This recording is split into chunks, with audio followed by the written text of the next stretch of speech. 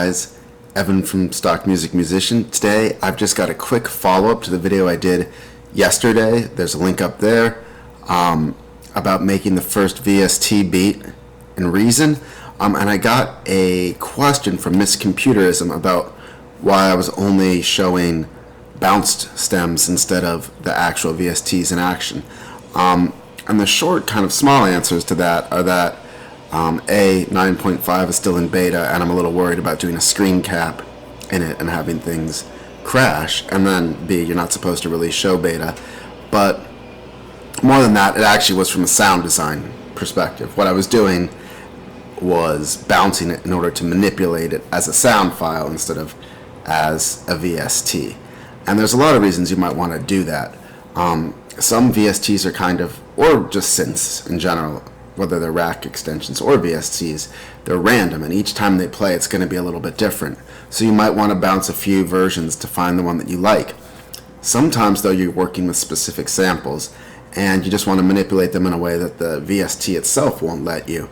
And so I really hope you pay attention to this one insight here, is that a lot of modern music is based on playing something and then sampling it and manipulating the sample. And that's how you really get the modern sound. Pay attention to that, because you're going to hear it right here, and you're going to hear why you start with a decent synth sound, but then you make it sound much better through sampling. And if you like what you see, please give me a thumbs up, subscribe, and if you have a question about what's going on here, or if you have an even better way of doing this, please let me know down in the comments.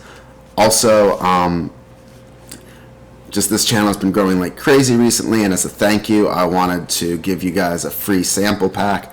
The other day it said I'd hit 1,000 subscribers. Now we're at 1,200 subscribers, so I'm not sure what we'll unlock when we get to the next level, but I just really want to say thank you guys so much for the support. And so what we're going to do first is listen to, I'm just soloing out one of the instruments that I had on the beat yesterday, but I'll solo out the finished version and then I'll play you what the original sounded like, and I think that will tell you exactly why I was using bounced stems instead of the VSTs themselves. So here's the finished version.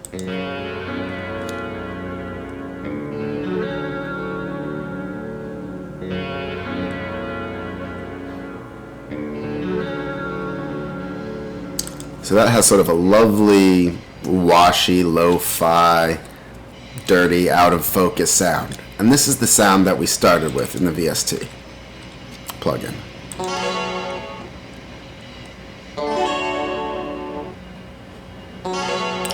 So, I think you can hear the difference.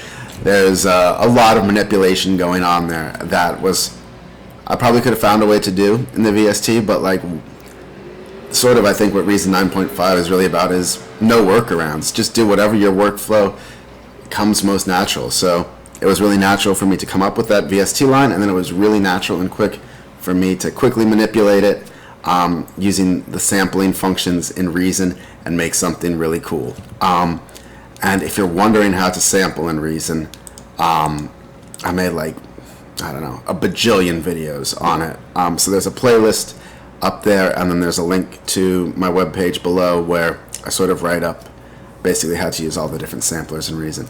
I hope this was helpful. I hope this answered your question, and I really hope you experiment finding your own workflow between VSTs and sequencers in Reason. And I also hope that you did not forget to like or subscribe, because there's a lot more good stuff